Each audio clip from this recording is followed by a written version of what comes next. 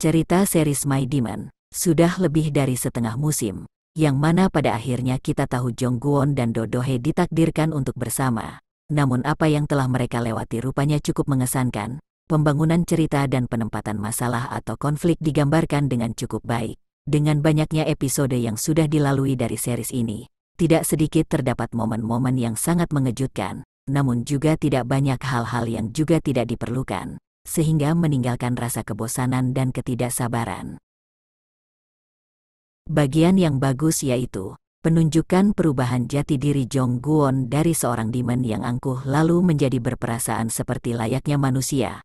Eksekusinya dilakukan dengan cukup baik, apalagi mengingat keduanya masih keras hati belum mengakui masing-masing saling mencintai. Di sini Jong Gwon tidak serta-merta langsung terikat dengan ekspektasi romantis dengan Do Do Hye, tetapi dengan perlahan menghubungkan Jong Gwon dan Do Do Hye dalam sebuah pernikahan palsu. Itu adalah sebuah langkah yang kreatif. Persaingan antara Do Do Hye dan keluarganya pun berlangsung rumit. Sayangnya, kerumitan itu kemudian ditunjukkan dengan cara yang kurang menarik. Dari cara mereka menempatkan momen-momen seperti pengambilan suara penentuan ketua komisaris, isu buruk pencitraan, pertemuan dan lain-lain, ditunjukkan berulang-ulang sehingga terasa tidak tegas dalam eksplorasi ceritanya, atau terkesan kurang cantik. Di episode 5 hingga 7 awal, pendalaman masing-masing karakter dan cerita mulai ditegaskan, namun terdapat beberapa momen-momen yang terbilang lemah dan membosankan. Salah satunya adalah, mengapa perlu sekali memunculkan sosok Nyonya Chonsuk melalui halusinasi Do Do Hye. Alangkah lebih indah lagi kalau itu dibuat flashback yang berisi momen atau ucapan penting dari Nyonya Chonsuk. Terdapat juga bagian remeh atau tidak memuaskan, yaitu pada bagian penunjukan sensasi ketegangan yang sebenarnya adalah palsu. Penunjukan tersebut dilakukan beberapa kali dan digunakan sebagai akhir episode yang menggantung. Contohnya, teror si pria berhelm, Do Do Hye jatuh dari gedung, terbongkarnya pengintaian terhadap keponakan Do Do Hye, dan ditusuknya Jong Gwon.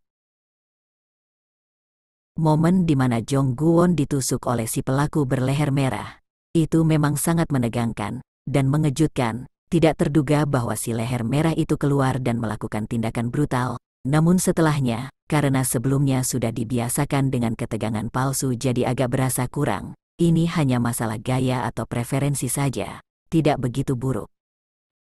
Kesimpulannya, di episode 5 hingga 7 awal, memang diperuntukkan untuk pendalaman karakter dan cerita. Namun ada beberapa adegan yang bisa saja dipersingkat dan dibuat lebih baik lagi. Di episode 7 akhir hingga 10, drama intens dan kegentingan mulai meluap-luap. Pada karakter yang cintanya bertepuk sebelah tangan, Jin Gayong dan So Hun tampil sangat epik dan membangun konflik yang sangat seru. Dari cara Jin Gayong memberitahu kepada Do Do Hye tentang kepedulian terhadap nasib kekuatan dan hidup Jong Gwon sangatlah bagus. Kebimbangan yang dirasakan Do Do Hye membuatnya frustasi dan menyerah dengan segala urusan. Kemudian, kita juga diperlihatkan sekarang bagaimana buruknya kehidupan keluarga si anak pertama dari Nyonya Chonsuk, yaitu Noh Suk Min, bagaimana istrinya memendam rasa takut dan sedih akan kerasnya perlakuan suaminya terhadap anaknya. Anak lelaki yang pendiam itu menjadi seorang psikopat akibat perlakuannya yang keras dan bengis. Berbicara mengenai episode 9 dan 10, akhirnya kita diperlihatkan soal plot dunia mistis atau dunia ilahi. Karakter pengemis wanita yang sebelumnya muncul tapi tidak dimengerti maksudnya itu, kini akhirnya disajikan menjadi orang penting, yang akan memberitahu persoalan Jong Gwon sebagai seorang iblis beserta kekuatannya. Lalu pertanyaannya, bagaimana di ending Jong Gwon bisa berhasil mengambil kekuatannya kembali? Bagaimana itu masuk akal padahal si sosok dewa berpenampilan pengemis mengatakan tidak bisa dan salah satu dari Jong Gwon atau Do Do Hye harus mati? Sebelumnya, kita lewati saja bagian tentang tujuan eksistensi si pengemis sebagai dewa atau Tuhan. Karena dia sendiri juga tidak mengakuinya secara tegas, yang terpenting adalah apa yang ia ucapkan tentang aturan permainan, karena di situ terdapat celah yang membuat kemungkinan itu bisa terjadi. Ia mengatakan ia tidak tahu semuanya meskipun ia adalah dewa atau Tuhan. Menurutnya, Ia hanya membuat aturan dasar saja. Ketika ditanya apakah ada peluang untuk Jongguon dan Dodohe selamat, ia menyimpulkan bahwa ketika malam purnama tiba, roulette berputar dan berhenti, permainan akan mengakhiri yang satu atau yang lainnya. Padahal konsep yang ia sendiri terangkan berbunyi, ia membuat takdir atau aturan dasar tetapi manusialah yang membuat pilihan. Dunia bekerja dengan cara yang mengejutkan. Manusia sering mengikuti kebebasan mereka untuk memilih, ketimbang apa yang sudah ditetapkan kepada mereka. Hal itu menciptakan anomali atau penyimpangan yang tak terhingga. Ucapnya, takdir tak lebih dari sebuah jaring yang dijalin oleh segudang pilihan. Ketika kita melihat kembali di awal episode, bagaimana kekuatan Jongguon berpindah ke tangan Dodohe, di situ terdapat satu hal yang belum diperhatikan, sehingga ketika Jongguon kembali memasuki air bersama Dodohe, kekuatan itu tidak mau kembali ke Jongguon. Bukan masalah jam atau tekniknya, tapi esensi utama dari kejadian itulah yang membuat simbol kekuatan di tangan Jongguon berpindah. Apa esensi utama dari kejadian perpindahan kekuatan itu? Yaitu rasa takut atau pengorbanan diri yang dibarengi dengan rasa kepedulian atau cinta.